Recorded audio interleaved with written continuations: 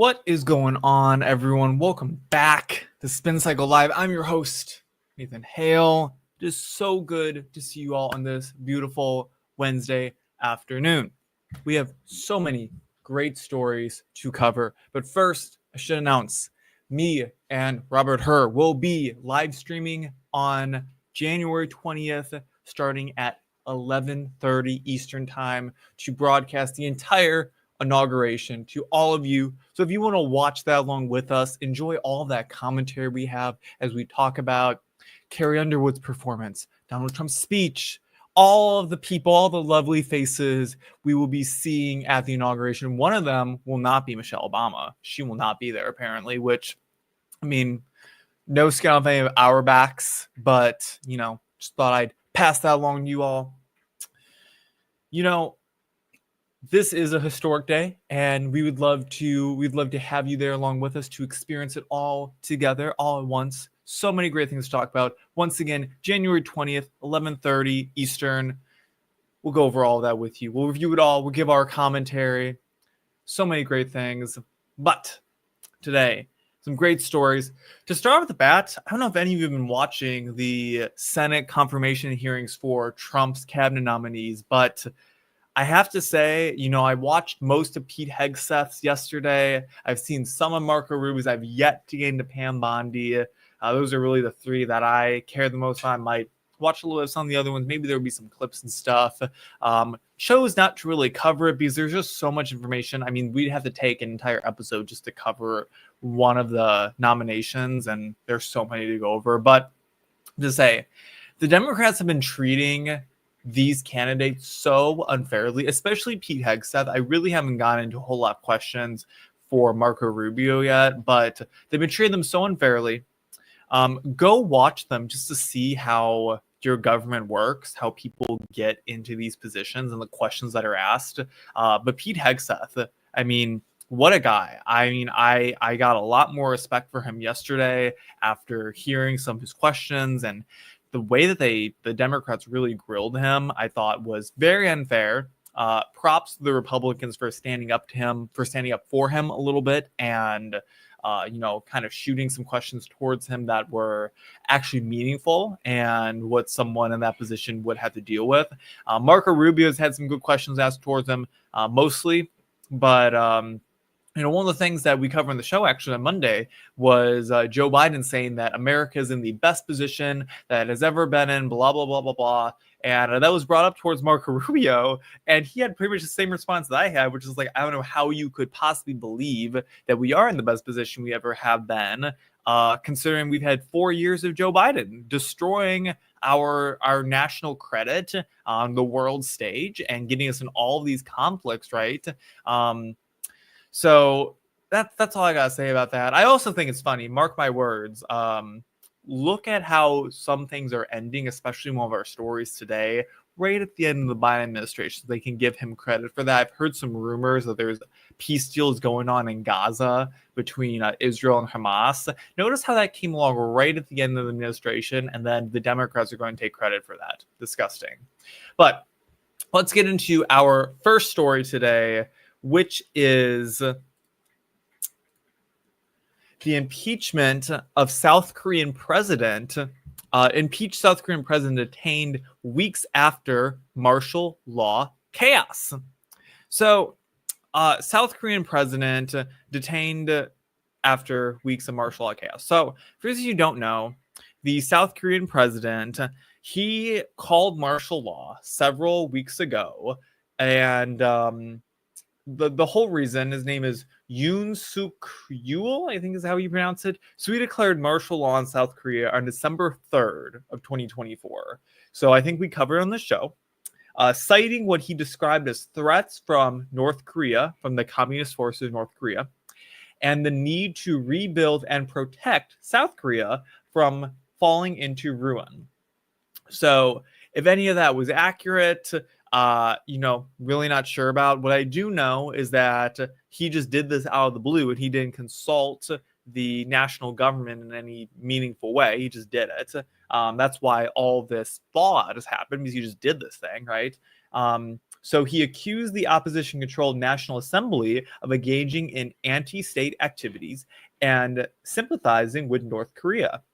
This declaration was seen as a response to his domestic political challenges, including a series of scandals and an ongoing battle with the opposition over government policy and budget proposals. Yoon's decision was also influenced by the opposition's moves to impeach top prosecutors and reject a government budget proposal, which he claimed were paralyzing state affairs. This move was met with immediate backlash from lawmakers who voted to overturn the martial law decree, and from the public leaned to widespread protests and calls for his resignation or impeachment.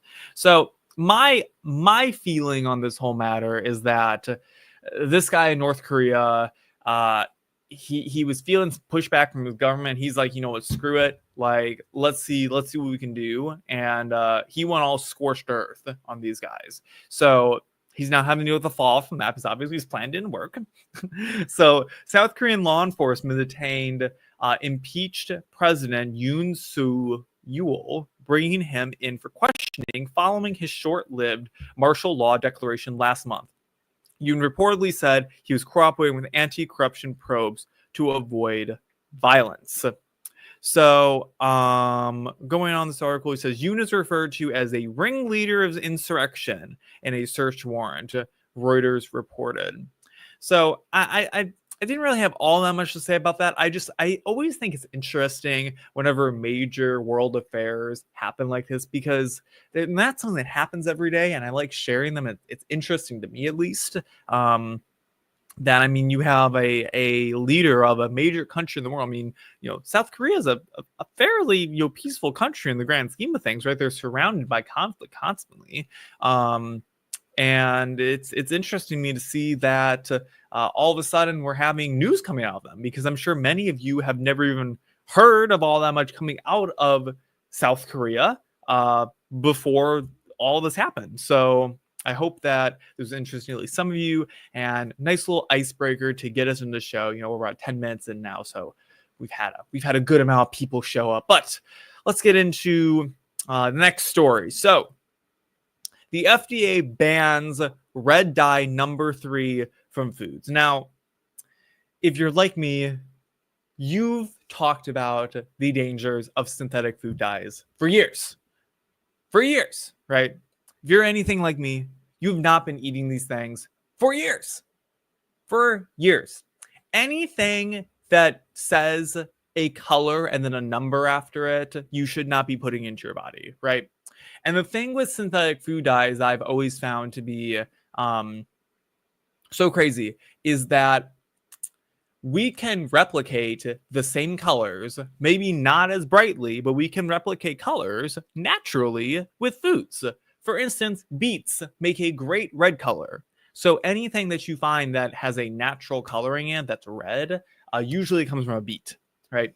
So I woke up this morning, I saw this, I was like, wow, the FDA finally heard from people like us who have been screaming about the dangers of food dyes for years, and it's finally banned it. So U.S. regulators, this comes from AP, U.S. regulators on Wednesday banned the dye called Red-3 from the nation's food supply nearly 35 years after it was barred from cosmetics because of potential cancer risk. So for over 35 years, we've known that this food dye has risks of cancer, but yet it's still been allowed in our foods. Keep in mind that many other developed countries in the world have banned synthetic dyes altogether and have banned lots of artificial ingredients into their food supplies, and we're like on the back end of all of that, right? We still allow it all in there. So good step in the right direction. So the agency said it was taking the action as, quote, matter of law because some studies have found the dye caused cancer in lab rats. Officials cited a statute known as the Delaney Clause, which requires FDA to ban any additives found to cause cancer in people or animals. Thank God for that, right?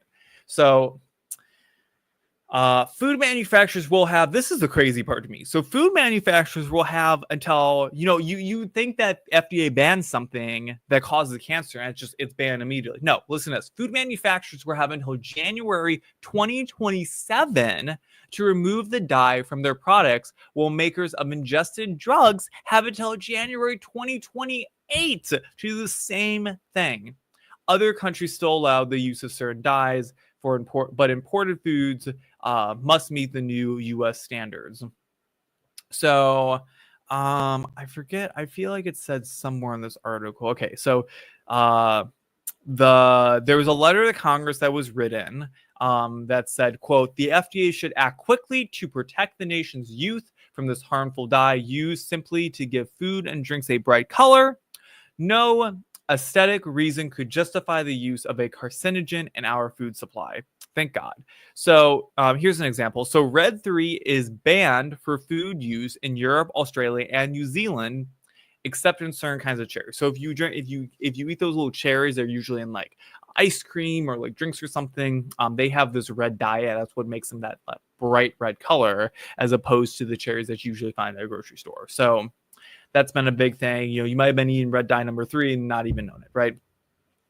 What I have always found so crazy about the whole health and medical debate and all of this is, how can the United States, a country that is so developed and so intellectually capable, ignore other countries that are essentially as developed, as intellectually capable as the United States, when they ban substances? So for instance, Europe, Australia, New Zealand, right? They've all banned this red dye years ago, right? But the United States is still falling in line and waiting until now to do that. Why is that? My position is that I think there's so much corruption within the government that's causing poisons to be in our food supply. I mean, we have the entire food pyramid that is being pushed upon us as Americans, that we should have a huge increase. We should have tons of grains and, not as much protein and unhealthy fats and stuff in our diet, versus what we should have, which is really high protein, some fat, very low carb, right? Other countries are following in suit with this idea, and their people are doing better. We're one of the only countries in the world where we have an obesity problem. Most countries in the world that have a problem with food have a hunger problem. Look at Africa. Africa has a hunger problem. We're like one of the only countries, if not the only country in the world, who has an issue with people being too fat, too well fed, versus other countries have an issue with not being fed enough, right? So I'm excited to see going forward what RFK has to say with the health department and the FDA, right? And if this whole thing is going to get blown up, because national health in the United States, right there along with education, are some of those things that need to be absolutely blown up and rebuilt from the ground up in this country to actually make people healthy again. But I digress. So that's all I gotta say about that. It's a step in the right direction. Literally looking at this picture they used in the AP article, I can see artificial colors and flavors, red dye 3, yellow 5, yellow 6, and blue 2 on the back, as well as palm oil.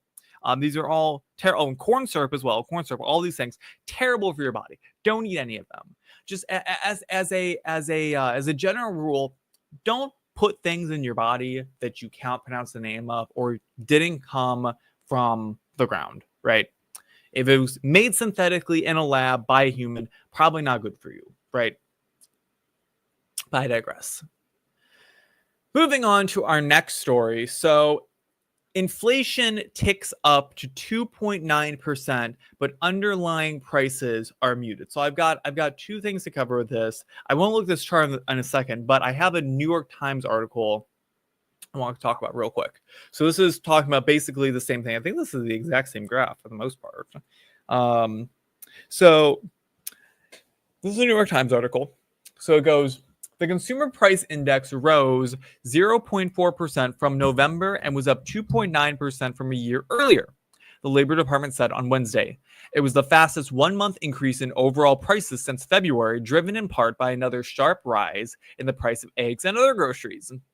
So the core measures of inflation, which strips out volatile food and fuel prices to give a better sense of underlying trends, was more encouraging.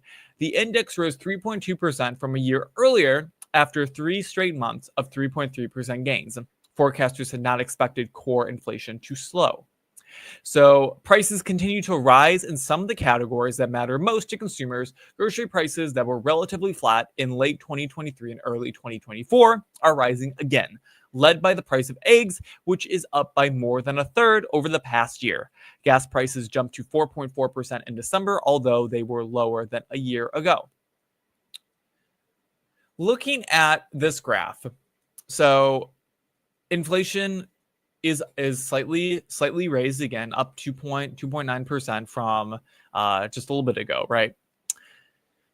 The biggest lie I think that was made during the Biden administration, I mean, there's so many lies that were made in the Biden administration, but coming to mind right now is just the overall lie that Joe Biden did anything to combat inflation whatsoever, right? We still had record high spending, and inflation levels never went below, right? So all through Joe Biden's presidency, they said, look, inflation's going down, inflation's lowered, but it's only lowered from what it was the month before. It's not lowered compared to pre-COVID numbers. So if you look at pre-COVID numbers, inflation sat right around 2%. So the consumer price index sat around 2%, and that was consistent from 2015 all the way up until 2020, right here, right?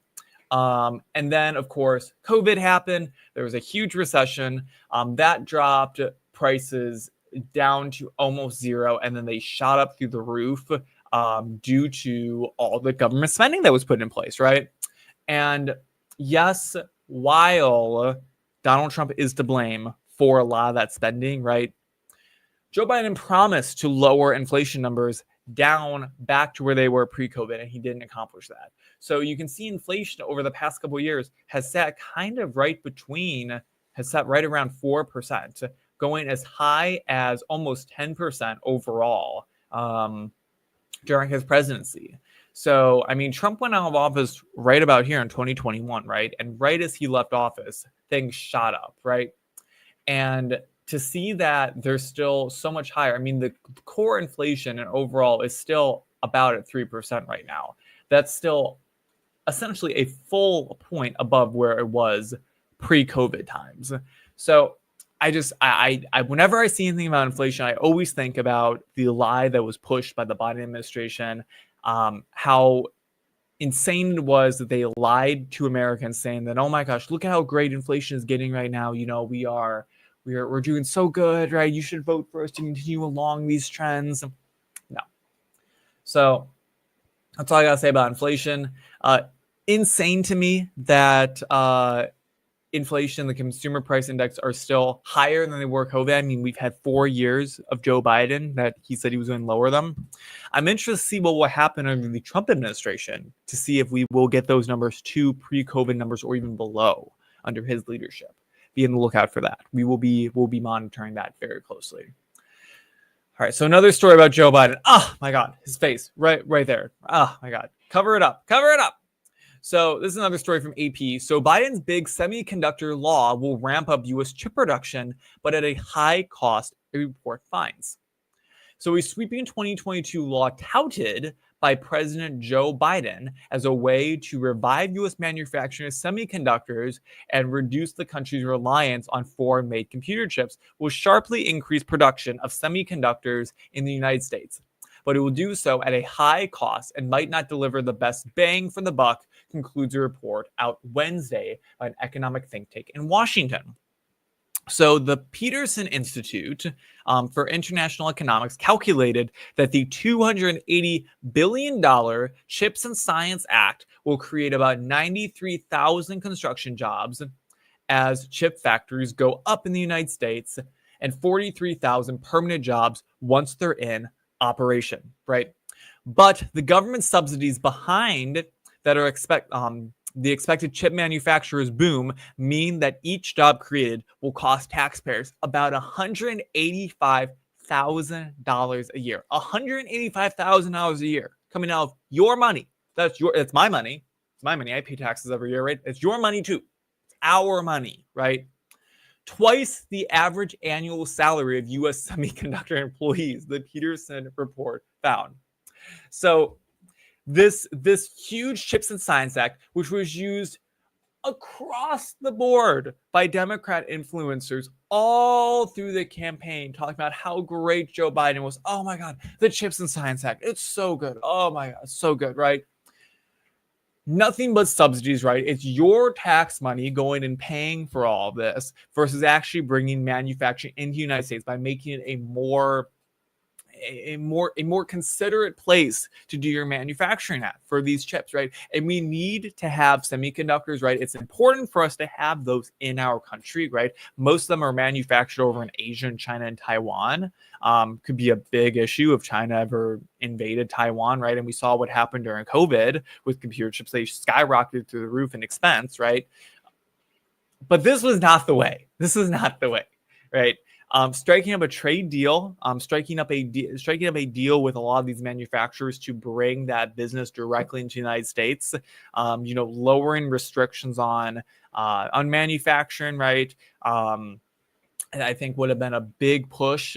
But subsidies are never the way. They're never the way. So the Peterson report notes that in passing the CHIPS Act, Congress, quote, did not consider alternative ways. So on top of that, not only the Democrats pass a crappy piece of legislation that is putting America even more into debt, but they didn't consider the other ways that they could go about doing these actions, right? So they didn't consider any alternative ways of spending billions of dollars to ensure the U.S. had adequate chip supplies. Other options could have included creating a chip stockpile run by the Federal Emergency Management Agency, or providing financial incentives for U.S. chip users and foreign chip producers to keep bigger inventories of semiconductors in the United States. Some other great ideas. These seem like common sense things to me, right?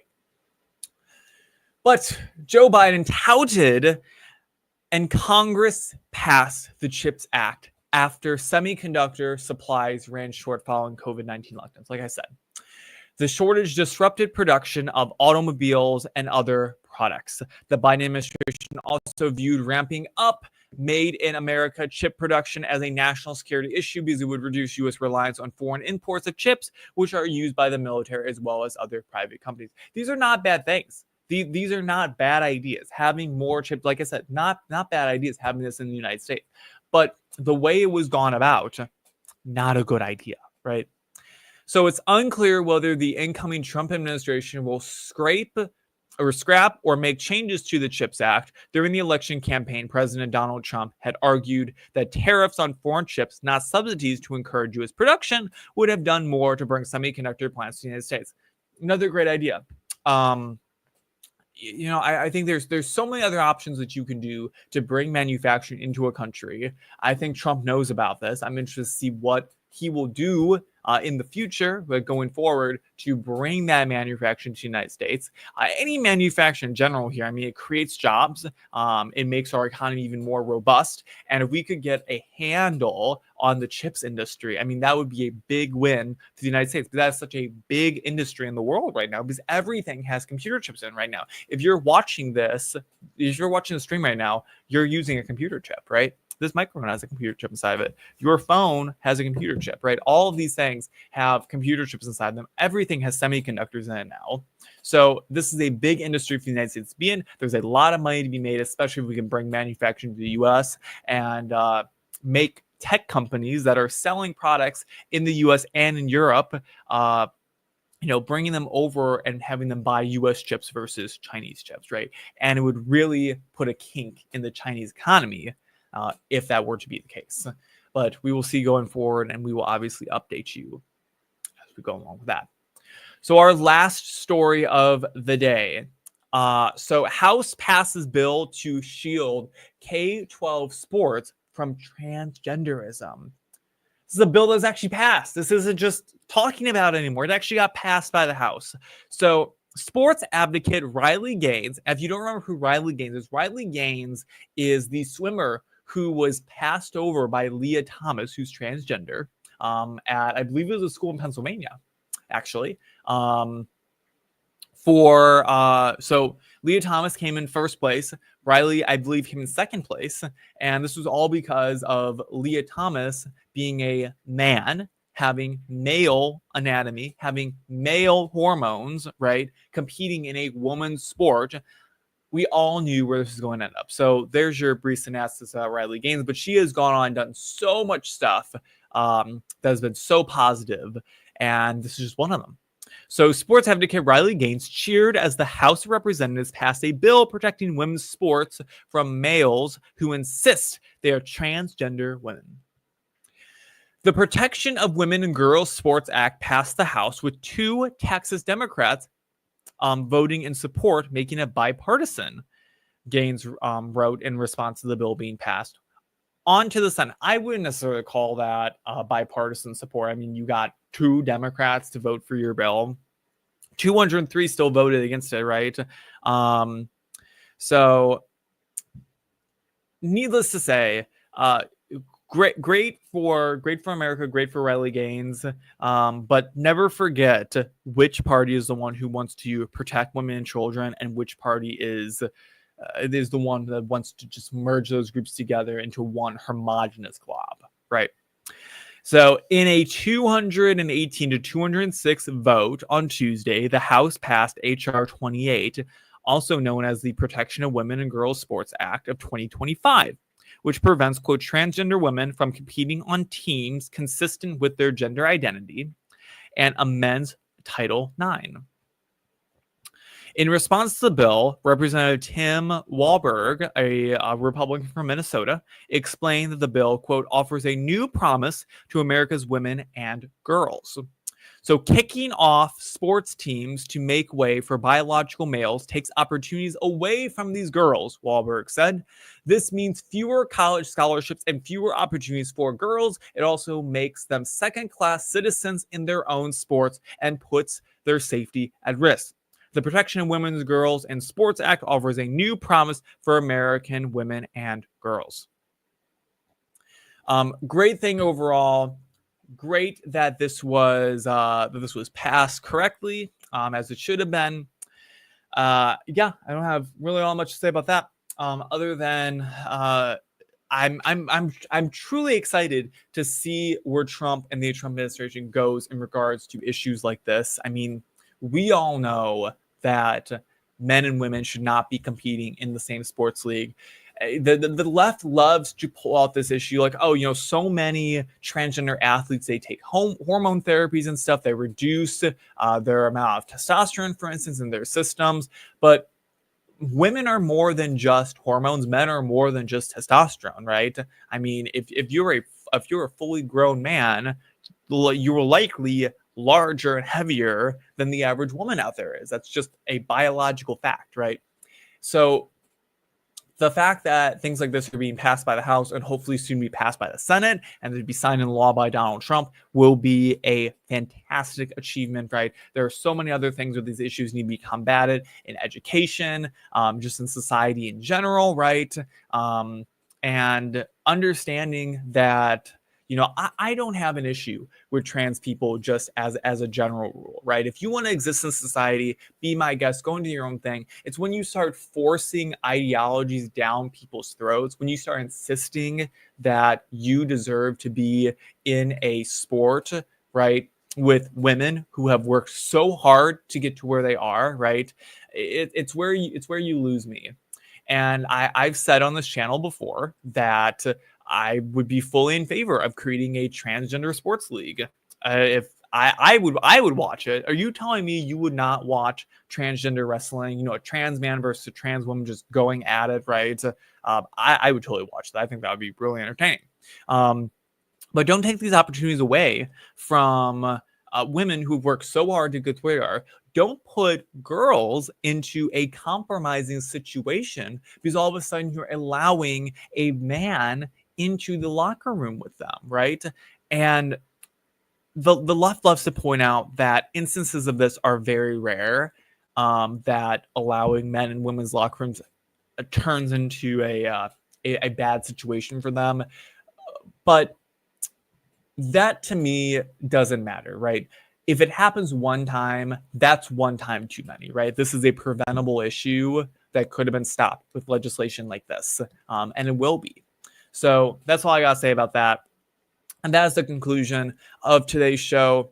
Before you all go and leave me and enjoy the rest of your Wednesday, let me remind you all, this Monday, in just a few days, is the inauguration of Donald J. Trump and J.D. Vance for President and Vice President of the United States. Me and Herr will be live streaming on this channel on YouTube, Twitter, Instagram, Rumble, right? All the platforms, anywhere you're watching this stream right now, you'll be able to see our stream on Monday. It will be our show for Monday. We'll be covering the inauguration, watching the whole thing. That starts at 11:30 Eastern time. Be there or be square, right? It's Martin Luther King Jr. Day. So many people should have the day off of work that day, I would assume. So what else are you doing? You should tune in, watch us, watch me and Robert talk it out, duke it out. We might have some special guests on. I don't even know yet. But it'll be a good time.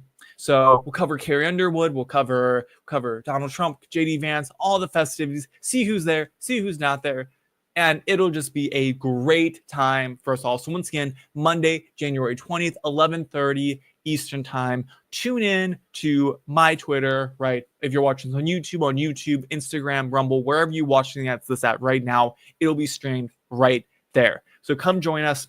If you're not following me, follow me at Homonatian on Twitter, on YouTube, on Instagram. Follow the show on Rumble at Spin Cycle Live. Follow the X Twitter for Spin Cycle Live on that platform at Spin Cycle Live. Follow us on all the platforms. Send me a DM if you like what I'm doing. Tell me how great I am, right?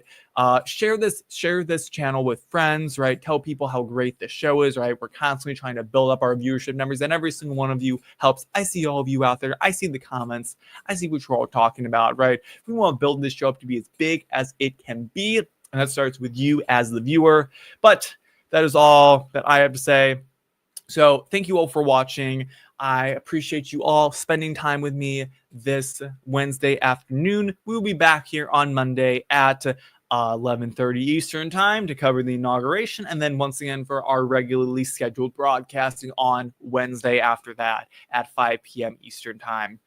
But with that, thank you all for watching. Have a great rest of your Wednesday. I know that I will, and we'll see you all on Monday.